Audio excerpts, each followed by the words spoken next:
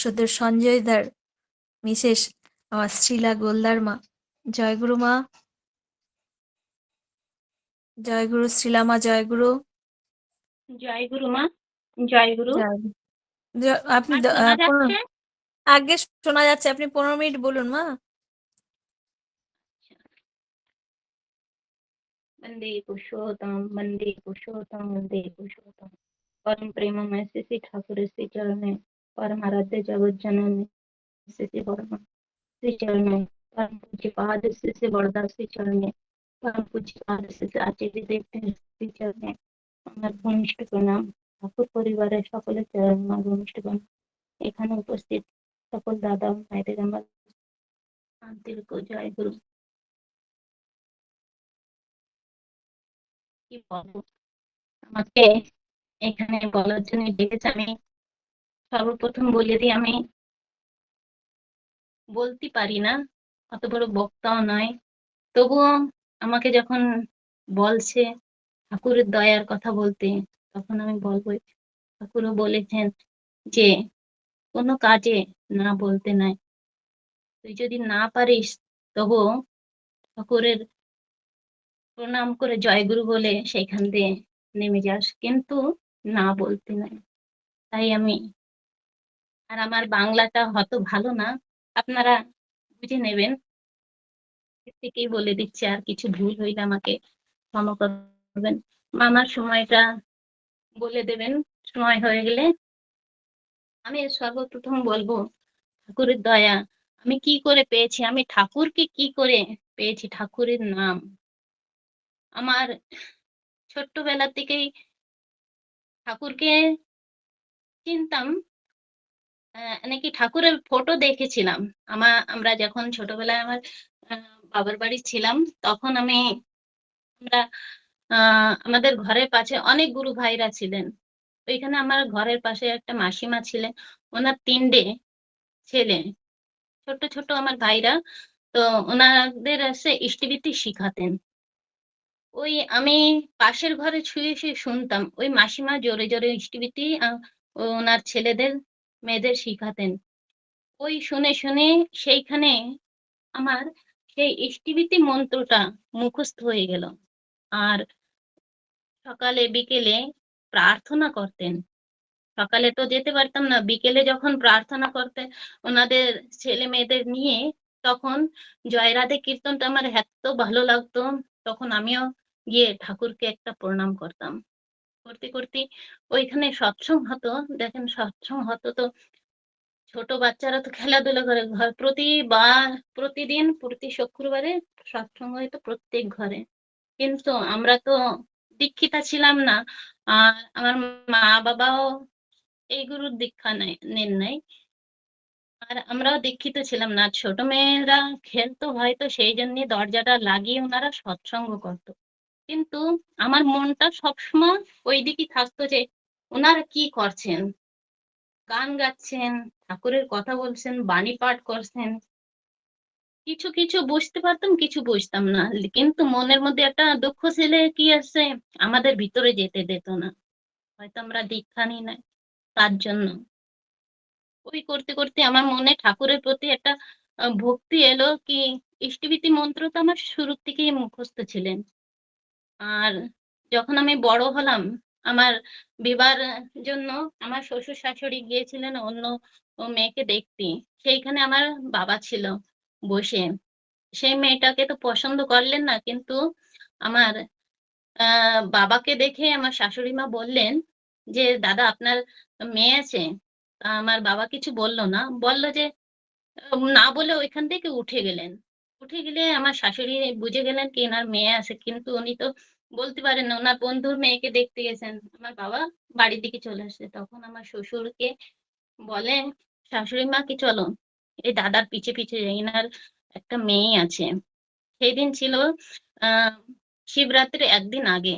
আমি লেপা পোছা করে গোবর দিয়ে লেপে টেপে ঘর দর ই করে স্নান করতে যাবো, সেই সময় দেখি আমার বাবু আসছে। তখন আহ, একটু পরে দেখি 2জন পিছনে পিছনে আসলো, অঞ্জনা ব্যক্তি। আমি বললাম বাবা ইনারা কে? বলছে ইনারা ওই ওদের বাড়ি আসছিল তাই আসছে। বলল জল টল দিতে, জল টল দিলাম। এখন আমার বাবাকে বলছে আপনি তো বললেন কিচ্ছু বললেন না, চলে এলেন, আমিও এলাম আপনাদের সঙ্গে। তারপরে আমার শ্বশুরমশাই আমাকে ডেকে আমার নাম টাম জিজ্ঞাসা করলেন, জিজ্ঞাসা করার পরে ওই দিন চলে এলেন। তার পরের দিনই আমার ভাসুর, বড় ভাসুর ঠাকুরকে আর আমার স্বামীকে পাঠিয়ে দিলেন। ওনারা দেখে আসে, এলে তারপরে আমাদের বিবাহটা ঠিক হলো। ঠিক হয় নাই, তখন বলল কি তো আপনারাও আমাদের দেখে আসেন আমাদের ঘর বাড়ি। তখন আমার মা আর দাদাকে আমি পাঠালাম, মা তুমি যাই দেখে আসো কি করে, সত্যি ডাক্তার নাকি অন্য কিছু। কেন কি আমাদের ওইখানে কিছু মেয়েদের বিবাহ হয়েছিল কি বড় ডাক্তার, বড় বিজনেস করে, তারপরে সে ছেলেরা কিচ্ছু করে না। সেটা আমার মনে গেঁথেছিল কি যেইখানে চেম্বার আছে সেইখানে গিয়ে তুমি দেখে আসবা। তো আমি মা দাদাকে বলেছিলাম, ওনারা এসে দেখলো, দেখে টেকে ওনাদের পছন্দ হলো। যখন আমার দাদা যাই বলল, শিলা জানিস ওরা না জয়গুরু।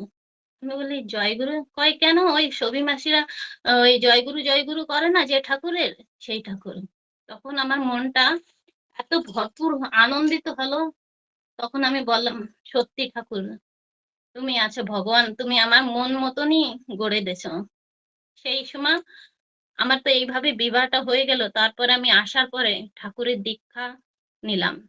ঠাকুরকে পেয়ে আমি এত আনন্দিত হলাম, তার তুলনা নাই। তারপরে দুদিন পরে আমার দীক্ষা হলো। দীক্ষা হলে আমি আমি যেমন ঘর পেয়ে চেয়েছিলাম ঠাকুরের কাছে। আগে তো বিবাহের আগে দীক্ষা হয় নাই, শিবের পুজো করতাম। আর মা, আমার মাতা পিতা ছিল হরিচাঁদ ঠাকুরের দীক্ষিতা, এখন আছেন। কিন্তু আমার মনটা সব সময় এই ঠাকুরের দিকেই ছিল। কি বলবো, আমি আমি গত ২ দিন আগে ওনাকে বললাম, জানেন বিবাহের আগে না আমি এই নামকেই আসলে পছন্দ করছিলাম, আর সেই নামই আমি পেয়েছি। আপনার যে নাম সেইটাই। ঠাকুর আমার উপর কত দয়া করেছে। তারপরে এমনি করে দেহে আমি ঠাকুরের সাধন ভোজন তো করছি, তাও হতে পারে ঠাকুর কিছু করাবেন। তার জন্যই আমাদেরকে কি করলেন, কোনো সন্তানাদি দিলেন না। গত ৪ বছর হয়ে গেল। আমার শ্বশুর শাশুড়িও চিন্তা করলেন। আশেপাশের আশপড়শিরাও বলতে লাগলো, এর কোনো সন্তান হয় না, কোনো কাজ কোথাও যেতে দিতেন না।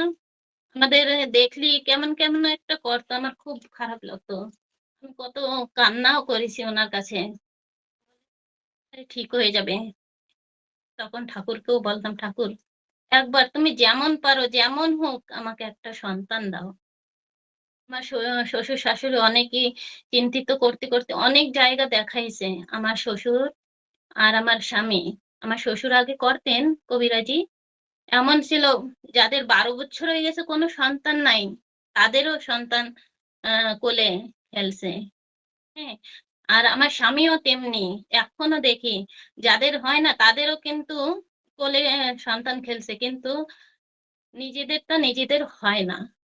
তাই চিন্তা করে অনেক জায়গা দেখিয়েছে। আমার শ্বশুরও আমাকে ওষুধ পানি সবকিছু করেছে, কিচ্ছু হয় নাই। তারপরে আমরা আ ডাক্তার দেখানোর পরে হতাশ হলাম। তারপরে একদিন বললেন আমার শ্বশুরমশাই শাশুড়ি মাকে কি, "চলো আমরা সব জায়গা তো দেখলাম, এইবার একটু ঠাকুরবাড়ি গিয়ে দেখি।" সেইখান থেকে আমরা ঠাকুরবাড়ি যাই। ঠাকুরবাড়ি যাওয়ার পরে সেইখানে যে দাদা ছিলেন, দাদার কাছে আমার শ্বশুরমশাই আমাদেরকে নিয়ে গেলেন। নিয়ে যেয়ে আশীর্বাদ দিলেন। আশীর্বাদ দেওয়ার পরে, দেওয়ার আগে বললে, "তোরা কি স্বস্তি?" উনারা বললেন কি, দাদা বললেন, আশু গাঙ্গুলি দার কাছে গিয়ে দেখা করো।" তখন ওই দাদার কাছে গেলাম। যাওয়ার পরে উনি উনার সঙ্গে কথা বললেন। বলার পরে উনাকে বললেন, "কি তুই স্বস্তিনী?" উনি বললেন, "না।" বলে, "তুই যদি বাবা ডাক শুনতে চাস তাহলে আগে স্বস্তিনী নিয়ে নে।" উনি বললেন, কিছু না বলেই চলে আসলেন। তার পরের দিন আমরা যেদিন গেলাম তার পরের দিন উনি সকালে উঠেই না বলে, উনি তো বলছেন কি আমি স্বস্তিনী নেব না। আর আমিও বিবাহের আগেও বলছি, আমি যে বিবাহ করছি আমি করলাম আগে দীক্ষা শিক্ষা এত বুঝতাম না। শিক্ষা কাকে বলে, দীক্ষা কাকে বলে। আমি ভাবলাম শিক্ষা-দীক্ষা আমি ওইসব নেব না। আমি শুধু নামটা নেব। যেমন আছি তেমনি থাকবো, সবকিছু খাবো। তাই আমাদের মনের ভাবনা ছিল। উনিও তাই বলে গেছিলেন কি আমরা সস্তনীটা নেব না। তো বুঝতাম না আমি। উনি বুঝতেন। বলতো আমি সস্তিনী নেব না। কিন্তু সেই দিনকার ভোরবেলা উঠে একাই তিনি চলে গেলেন ঠাকুরের প্রার্থনায়। বলে গেলেন, "তুমি আসতে লাগো মা-বাবাকে নিয়ে আমি যাচ্ছি।" উনি চলে গেলেন। আমি মাতা-পিতাকে রেডি করে আমরা গেলাম। যাওয়ার পরে আমি খোঁজ করতে লাগলাম প্রার্থনার পরে কি কোথায় গেলেন? কোথায় গেলেন এখন খোঁজ করে কোথাও পাচ্ছি না। তারপর যেতে দাদার ওইখানে গিয়ে দেখি যে এখানে পিঙ্কিদা বসতেন ওই সাইড সিপাই হ্যাঁ, ওইখানে একটা লাইন আছে। ওইখানে যেয়ে দাঁড়িয়ে আছে। আমি বললাম, "আপনাকে আমি কোথায় খোঁজ করছি। আমরা চিন্তা করতেছি কোথায় গেলেন আর আপনি এইখানে কি করছেন?" বলে, "জানি না। এখানে তো সবাই দাঁড়িয়ে আছে। কি আছে?" তারপর আমি জিজ্ঞাসা করে দেখলাম আশেপাশে সস্তেনের লাইন। বলে, "আপনি সস্তিনী নিতে আসছেন আমাকে বললেনও না।" তো উনি বললেন, "ঠিক আছে না নিয়েই নিই।" নিয়ে তো নেবেন তো আপনি একা কেন নেবেন? আমিও তো নেবো। আমি না নিলে আপনি একা কি করে নেবেন? আপনি একাই গুরুর কাম করবেন আর আমি করব না? তারপরে বলল, "ঠিক আছে তো তুমিও দাঁড়াও।" এমনি করে আমাদের স্বস্তি নিলেন। আমাদের স্বস্তি দিলেন পুজিনে পিঙ্কিদা। স্বস্তিনী নেওয়ার পরে আমার ওইখান দিয়ে আসার পরে আমরা আশু গাঙ্গুলি তাকে ফিরে গিয়ে যাই আশীর্বাদ নিলাম কি আমরা স্বস্তিনী নিয়ে নিয়েছি। উনি খুব আনন্দিত হলেন আর আশীর্বাদ করলেন। তারপরে ওইখান থেকে উনি কিছু আমাদের ওষুধ একটা আয়ুর্বেদিক ওষুধ দিলেন। বললেন, "এটা ৬ মাস খাও।" ৬ মাস এর দেওয়ার পরে আমরা ঘরে এলাম। আসার পরে ওইটা ৬ মাসও হয় নাই। তারপরে আমার গর্ভে আমার বড় সন্তান আসে। শ্রী দাদার আশীর্বাদে। এমনি করে আমার ষষ্ঠীর পরে আমার বড় সন্তান আসে। কিন্তু হয়তো আমি ঠাকুরকে আমার সন্তানকে ভুলে গিয়েছিলাম। কিছু ভুল হয়েছিল। তারপরে আমার ব ছোট সন্তানটা, আমার বড় ছেলের ১০ বছর পরে আমার বড় ছোট্ট আ আর সোনা আসছে। সেটা হলো আ আর কোথাও কি বলবো কি সন্তান হয় না এই করে আবারই আমরা ঠাকুরবাড়ি গেলাম। সেইখানে গিয়ে ফিরে আমরা দাদার আশীর্বাদ নিলাম। দাদার আশীর্বাদ নিয়ে তারপরে আমরা মার আশীর্বাদ নিতে গেলাম। মার আশীর্বাদ নিয়ে এসে তারপরে আমরা আমাদের এখানে উৎসব হলো কেন্দ্র মন্দিরে পুরা ভারটা ঠাকুরের দয়ায় আমাদের পরেই ছিল।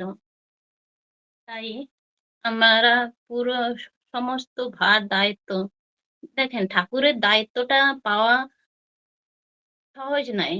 আর সহজও। আমি যদি ঠাকুরকে ভালোবাসি, ঠাকুরকে নিয়ে চলি, তাহলে ঠাকুরের কেন আমি সেবা করতে পারবো না? আমি যদি ঠাকুরের কথা কাটায় আমি পালন করি। ঠাকুর বলছে, "মাছ, মাংস খাস না, পেঁয়াজ, রসুন, মাদক ছাড়।" তাহলে আমি যদি ওইসব ত্যাগ না করতে পারি, তাহলে তো আমি পারব না। আমি যদি স্বস্তানি না নিতাম, তাহলে আমাদের হাতের রান্না কেউ খেতও না। ঠাকুরের ভোগ লাগানোর ওই উপযোগিতাও আমরা হতে পারতাম না। স্বস্তিনীটা নিয়েছি ঠাকুর হয়তো এইসব করানোর জন্যই আমাদের সন্তানের এত দেরিতে দিয়েছে কি তোরা ঠাকুরের কর্ম করবি। আজ আমার খুব গর্ব হয় আমার স্বামীর উপরে যে তিনি সকলের এত ভালো ঠাকুরকে নিয়ে ঠাকুরের আদেশ পালন করছে। ঠাকুর বলছে সবাইকে নিয়ে চলো, সবাইকে নিয়ে থাকো, সবাইকে নিয়ে আনন্দিত থাকো। নিজে একা সুস্থ থাকাকে সেটা ভালো বলে না। সবাইকে নিয়ে থাকো তাতেই তোমার ভালো হবে। আমার বর্তমানে যে একটি রোগ হয়েছিল সেটা হচ্ছে ওয়ালকি ইউটেরাস। যে আমার জারায়ুটা ফুলে গিয়েছিল। সোনোগ্রাফি করলাম। আমার বিগত ৬ মাস ধরে পেরেশানি ছিল। ডাক্তারও দেখালাম কিন্তু আমার বলে না ঘরের তাই একটু বিশ্বাস কম হয়। তার জন্য উনি আমাকে দেখিয়েছে, ওষুধ দিয়েছে। আর মেন হচ্ছে ঘি খেতে বলেছিলেন। কিন্তু আমার অতটা পছন্দ না ঘি, তার জন্য আমি মাঝে মাঝে খেতাম, মাঝে মাঝে খেতাম না। উনি খুব বকাবকি করতেন। তারপরে ঠিক তো হয় না। আর এত ব্লিডিং হলো, তার জন্যে আমাকে আহ কি বলে আয়রন চড়ানো হয়েছিল 3-4টে ওষুধ। তারপরে দিয়েছে ভিটামিনের। আর যখন আমি কন্টিনিউ ঘি খেলাম, তারপরে আমার এখন 2 মাস, বর্তমান 2 মাস ধরে আমি খুব ভালো আছি। আপনারা বুঝতে পারবেন যে ঠাকুরকে ভালোবাসলে, ঠাকুরকে ধরে রাখলে, কেন কি আমার ঠাকুরই তো আমার সর্বস্ব। ঠাকুরের উপরে আমি যদি বিশ্বাস করে কোনো কাজ করতে যাই, তাহলে আমার ভালো হবেই হবে। আর আমি যদি আমার ঠাকুরকেই যদি আমি ভালো না বাসতে পারি, তাহলে আমার কোথা থেকে ভালো হবে? আমি ঠাকুরকে নিয়ে থাকবো। আমি ঠাকুরকে কতটা ভালোবাসি সেটা আমার মুখে বলতে হবে না, লোকে দেখলেই বুঝতে পারবে যে আমি কেমন ঠাকুরকে কতটা ভালোবাসি। আমি আমার স্বামীকে বলি, আপনি শুধু কাম করতে যান, ঠাকুরের কাজ করে যান, কিন্তু লোকে তো কতটা বলবে তা দেখতে যাবেন না। আমি ঠাকুরের কাছে বলতাম যে ঠাকুর, আমরা তো স্বস্তি নিয়ে এসেছি তোমার কর্ম করার জন্য। এখন উনি যদি একটু আরো ভালো হতে পারতো, ওনাকে যদি লোকে চিনতো, তাহলে আমার মনটা আর একটু ভালো লাগতো। এই আমি সবসময় ঠাকুরকে বলতাম, ঠাকুর ওনারও মনে আর একটু আগে যাওয়ার ইয়ে ছিল, কিন্তু ঠাকুর যে এই পথ আপনাদের সহযোগিতা দিয়ে এই পথে ওনাকে এত ভালো কর্মের দিকে এগিয়ে দিয়েছেন। ঠাকুর তো বলছেন কি, সবাইকে নিয়ে চলো, সবাইকে সুস্থ রাখো। ঠাকুরও ডাক্তারি করতেন, কিন্তু ডাক্তারিটা ছেড়ে দিয়ে নাম ধ্যান আহ, শুরু করেছিলেন, যাতে মরা মানুষও সুস্থ হয়ে যেতেন। তাহলে যখন ঠাকুর সবার জন্যে আছেন, তাহলে আমরা একটু কেন করতে পারবো না? আমাদের বর্তমান যে আচার্য দাদা কেমন করে সেই ভোরবেলা থেকে, এবারও গিয়ে দেখলাম সেই ভোরবেলা প্রার্থনায় আসবে, ওইখানে বসে থাকবে, আবার এই 8টার সময় ওইখান দিয়ে হেঁটে হেঁটে আসবে, ওইখানে 2 ঘন্টা বসে থাকবে, নাম ধ্যান হবে, বাণী পাঠ, গান কীর্তন, ওনার আলোচনা করবেন। ফিরে গিয়ে 10টার থেকে নিয়ে যত সময় আমাদের ভক্তবৃন্দরা আমরা থাকি, ততক্ষণ সবার সবার কোনো না কোনো অসুবিধা নিয়ে যাই আমরা, সবারকে সুস্থ করার বিধান দেন। কেমন করে বসে থাকেন? আমরা ওইখানে গিয়ে 2 মিনিট সুস্থ হয়ে এক জায়গায় বসে ওনার কথা শোনার মতন হতে পারি না, কিন্তু উনি অবিরাম কেমন করে ওইখানে বসে থাকে আর আমাদেরকে ভালো কথা দিয়ে আমাদের সংসারকে কি করে চালাবো সেইভাবে চালিত করে নিয়ে যায়।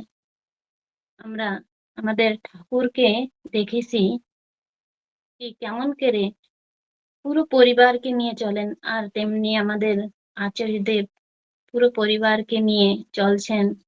ওনাকে দেখেই আমাদের শিখতে হয় যে আমরা কেমন করে আমাদের পরিবারকে নিয়ে চলবো, তাহলে আমাদের ঠাকুর আনন্দিত হবে, আমাদের ঠাকুর খুশি হবে।